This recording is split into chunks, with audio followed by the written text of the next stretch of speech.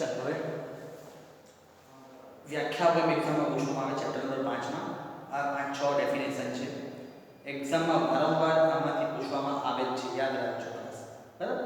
તો સૌથી પહેલી ડેફિનેશન છે કે ભડકા બિંદુ અને આગ બિંદુ. આ કોનું ભડકા બિંદુ અને આગ બિંદુ? લ્યુબ્રિકન્ટ્સ. કોનું? લ્યુબ્રિકન્ટ્સ એટલે કે સ્નેહકનું ભડકા બિંદુ અને આગ બિંદુ એટલે શું? જોઈએ. Flash point and fire point. બરાબર? ફ્લેશ એટલે તણખો અને ફાયર એટલે સતત સળગ્યા કરે. બરાબર?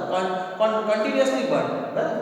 ચાલો ત્યાર પછી રેલા બિંદુ અને ધૂમ્ર બિંદુ. ધૂમ્ર બિંદુને વાદળ બિંદુ પણ કહેવામાં આવે. Pour point and cloud point.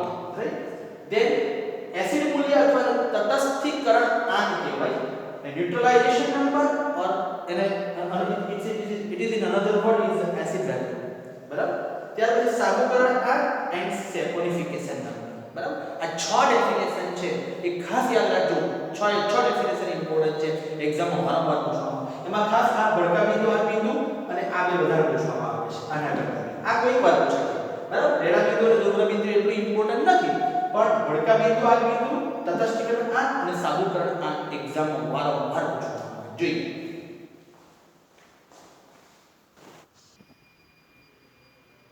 ચાલો પહેલા આપણે હવે જોઈએ ભાઈ ભડકા બિંદુ. બરાબર? તો ભડકા બિંદુ કોને કહેવામાં આવે? કે જે તાપમાને પ્રવાહી સ્નેહકની બાષ્પ બને. બરાબર? એટલે કે જ્યારે આપણે એને કોઈ પણ લ્યુબ્રિકન્ટ હોય, લિક્વિડ લ્યુબ્રિકન્ટને આપણે ગરમ કરીએ ત્યારે અમુક ટેમ્પરેચર થઈ જાય પછી શું બને? એની બાષ્પ બને, વરાળ બને. એટલે કહેવામાં આવે કે ભાઈ જે તાપમાને પ્રવાહી સ્નેહકની બાષ્પ બને અને બાષ્પની પાસે જો જ્યોત લાવીએ, એટલે કોઈ સળગતો પદાર્થ, આપણે સળગતું કોઈ ફ્લેમ લાવીએ, આપણે કોઈ ભાઈ તમે માચી સળગાવો કે કોઈ બરાબર કંઈ બી સળગાવો, તો એ બાષ્પની નજીક જ્યોત લાવતા ક્ષણિક ભડકો થાય.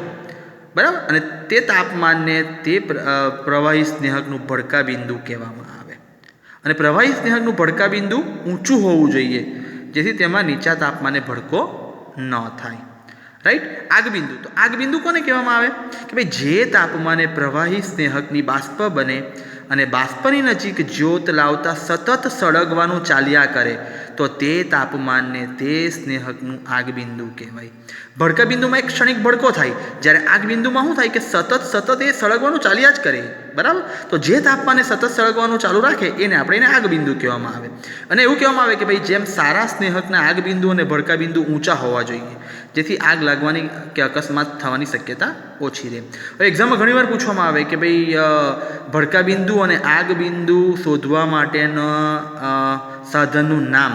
તો એના સાધનનું જે નામ છે પેન્સ્કી માર્ટિન અથવા તો એને એબલ્સ એપરેટસ કહેવામાં આવે. પેન્સ્કી માર્ટિન અથવા એબલ્સ એપરેટસ એનો ઉપયોગ કરવામાં આવે. મેં શોર્ટ ક્વેશ્ચનમાં તમને આપેલું જ છે એટલે ચિંતા નહીં કરતા, એ તમે વાંચશો એટલે તમને ખ્યાલ આવી જ જશે. બરાબર?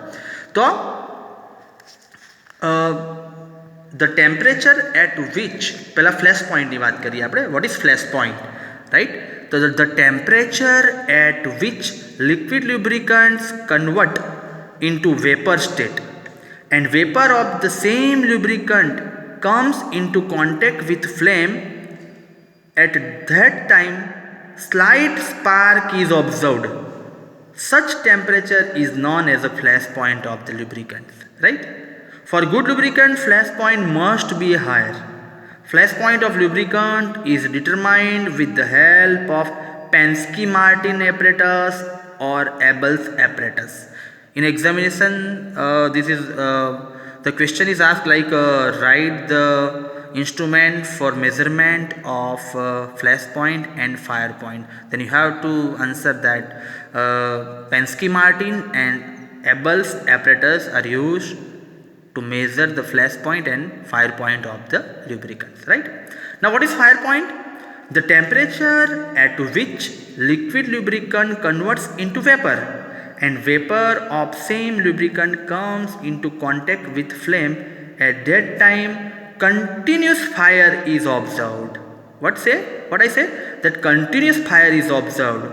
At such temperature is known as fire point of the lubricant. For good lubricant, fire point also must be higher. Right?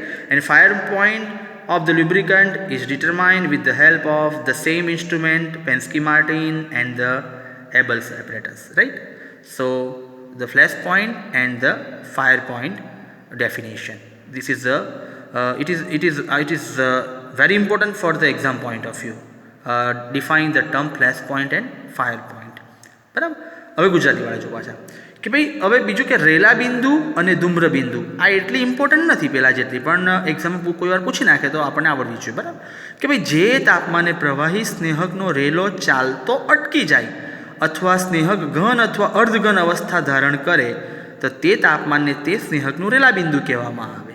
બરાબર છે.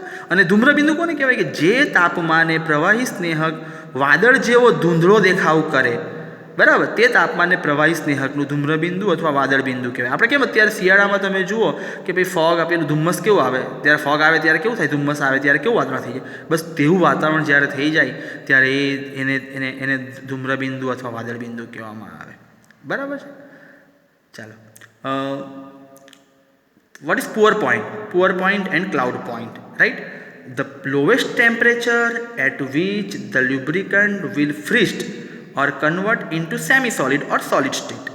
Such temperature is known as poor point of the lubricant, right? Or the temperature at which liquid lubricant loses the property of flowing is called poor point, right? For good lubricant, poor point must be very low, right? It should be a very low. And now what is about cloud point? The lowest temperature at which liquid lubricant creates cloudy appearance is called cloud point of lubricant. For good lubricants, cloud point must be very low, right? ચાલો હવે તટસ્થીકરણ આંક એક્ઝામમાં વારંવાર પૂછવામાં આવે મિત્રો. આ વસ્તુ યાદ રાખજો કે એસિડ નંબર અથવા એસિડ મૂલ્ય અથવા તો તટસ્થીકરણ આંક એટલે શું?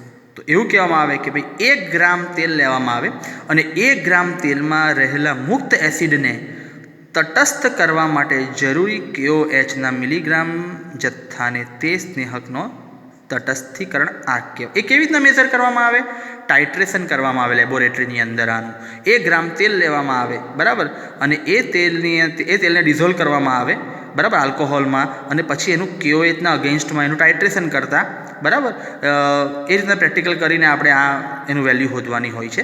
એ કદાચ જ્યારે તમે લેબમાં હો ત્યારે હું તમને બતાવીશ કેવી રીતના શોધવાની. બરાબર, લેબ જો ચાલુ થાય આપણું, અત્યારે કોવિડને કારણે આપણે બંધ છે એક્સપેરિમેન્ટ, પણ જો જ્યારે ચાલુ થાય ત્યારે તમને યાદ કરાવજો તો આપણે હું બતાવીશ તમને કે કેવી રીતના ટાઇટ્રેશન કરવામાં આવે. બરાબર.